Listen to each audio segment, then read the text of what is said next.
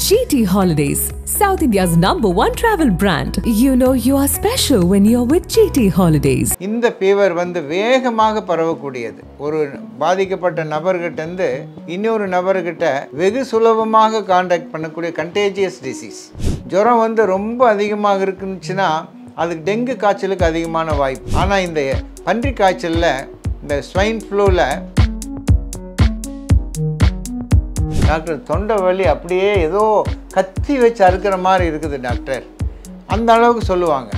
ஆனால் ஒரு ஆச்சரியம் என்னென்னா, அந்த தொண்டையை நம்ம பரிசோதித்து லைட் அடித்து பார்க்கும்போது தொண்டையில் எந்த விதமான அறிகுறியும் இருக்காது. யாருக்கெல்லாம் இந்த பன்றி காய்ச்சல் அதிகமான அளவில் காணப்படுகிறத பார்த்தீங்கன்னா, ஏற்கனவே அந்த உடலில் ஒரு வியாதி உள்ளவங்க, முக்கியமாக high blood pressure, heart patient, valvular heart disease. அனைவருக்கும் வணக்கம். நான் டாக்டர் ராஜேந்திரன் பேசுகிறேன். நான் திருப்பி சொல்லிக்கிற ஒரே காரியம், இந்த மழை காலத்தில் இந்த மழைக்கால நோய்கள் அப்படின்னு வரும்போது நிறைய சொல்லலாம். ஆனால் இன்றைக்கு நம்முடைய ஒரு பெரிய கவலைக்குள்ளாக இருக்கிறது இந்த காய்ச்சல் தான். இந்த தண்ணீர் சேருவதனாலையும் தண்ணீர்னால் பரவுவதனாலையும் வரக்கூடிய சில நோய்கள், அதை எப்படி சுலபமாக தவிர்க்கலாம் என்பதை பற்றி நான் சொல்ல விரும்புகிறேன்.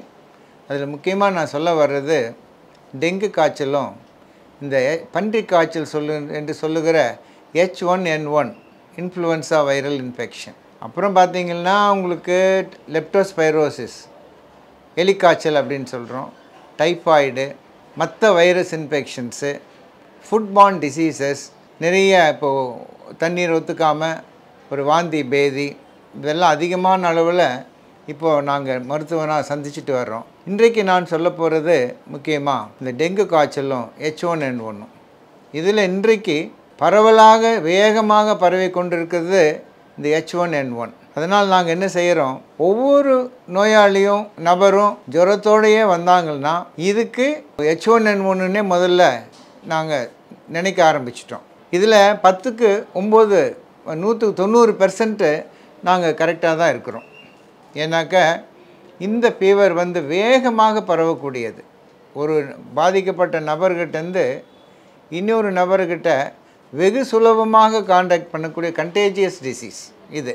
ஏன்னா அந்த சுவாச பாதையிலிருந்து அந்த வைரஸ் இருமும் போதோ, பேசும்போதோ, தும்மும் போதோ சுலபமாக மற்ற இடத்துக்கு பரவிடுது. ஆனால் இதனுடைய விசேஷம் என்னன்னு சொன்னால், இந்த வைரஸ் கிருமினால் ரொம்ப தூரமாக பறக்க முடியாது. ஏன்னா அதனுடைய மாலிகுலர் வெயிட் கொஞ்சம் அதிகமாக இருக்குது மற்ற கிருமிகளை விட. எனவே ஒரு 2-3 அதிகபட்சம் 1 மீட்டர் அந்த அளவுக்கு தான் எந்த வேகமாக இருமினாலும் சரி இந்த வைரஸ்னால் பரவ முடியும். இது ஒரு வகையில் நமக்கு நன்மை தான். எப்படி என்றால், இந்த இருமல் உள்ள நோயாளிகள் தங்கள் இருமும் பழக்கத்தை மாற்றி ஒரு பாதுகாப்பான இருமலாய் நாம் மெயின்டைன் பண்ணோம்னாவே, கடைப்பிடிச்சாலே இந்த பரவுதலை வெகுவாக தடுத்து விடலாம். நம்பர் 1. 2வது, அடிக்கடி கையை கழுவிக்கிட்டே இருக்கணும்.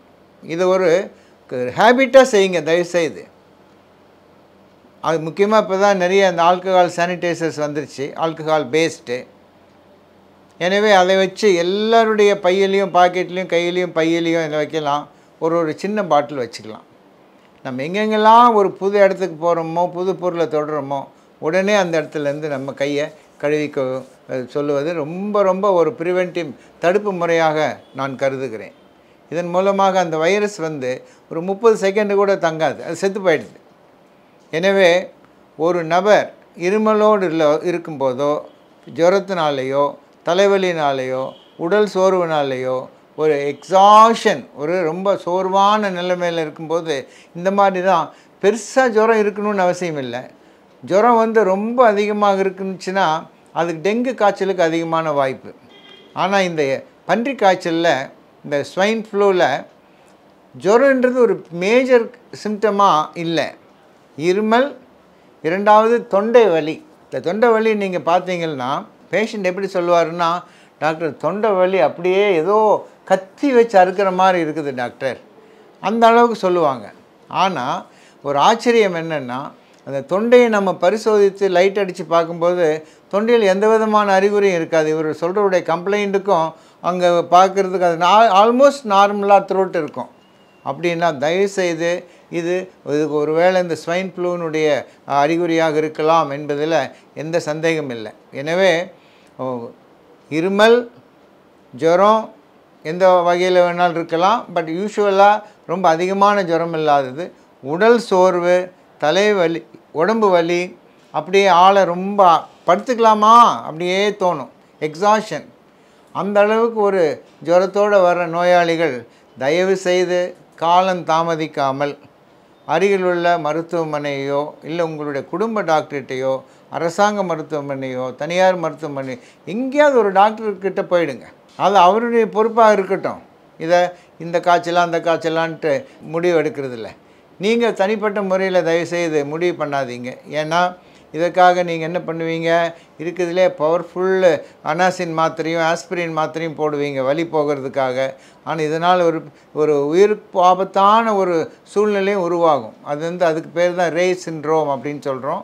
முக்கியமாக குழந்தைங்களுக்கும் வயசானவங்களுக்கும் இதனுடைய ஒரு தாக்கம் எப்போ வருதுன்னு தெரியாது.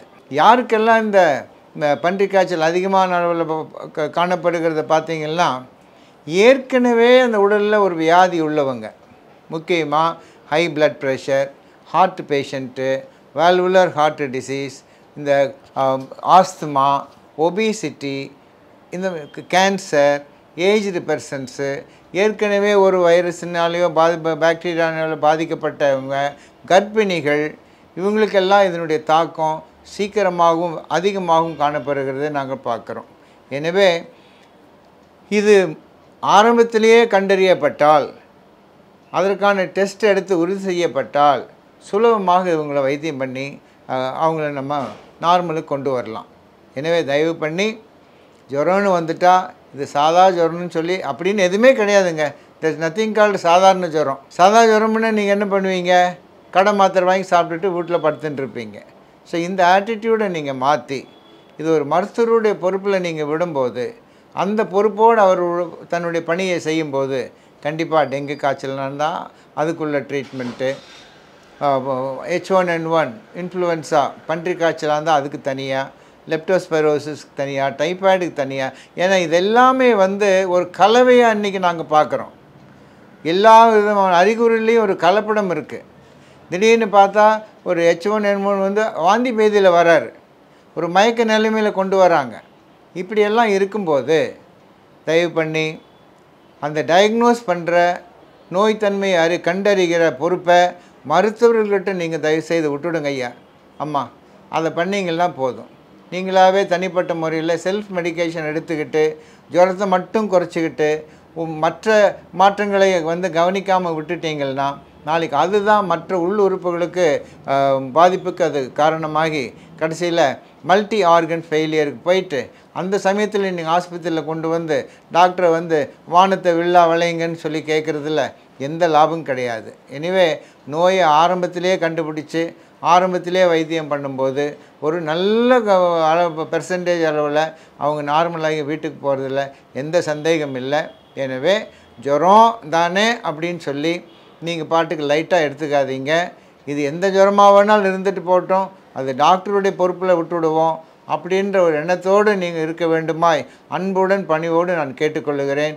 நன்றி, வணக்கம். திரைக்கடலோடி திராவிடம் வளர்த்த கதை. Director writer V.C. குகநாதன். வெளுத்துக்கட்டும் சினிமா கொட்டகை உங்கள் நக்கீரன் இதழில்.